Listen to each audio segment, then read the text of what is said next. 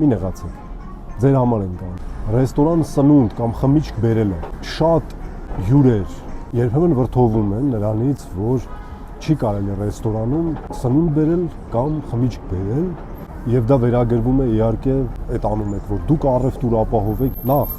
Իհարկե, ռեստորանի ամբողջ իմաստը բիզնեսն է եւ առևտուր անելը։ Եթե բոլոր հյուրերը իրենց հետ ինչ ուզեն բերեն ու ռեստորանը օգտագործեն որպես ուղղակի այդպես հասարակական նստատեղ, ռեստորանը ոչ մի շահույթ չի ունենա, ըստ այդմ նաեւ երկար կյանք չի ունենա։ Բայց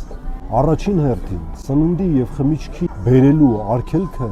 կապված է անվտանգության կանոնների հետ։ Բոլոր ուտեստները, բոլոր խմիչքները, որ մենք ներկայացնում ենք հյուրին, նրանք մի քանի շերտ ստուգում են անցնում։ Ստուգվում են նախ մեր գործընկերների կողմից, ստուգվում են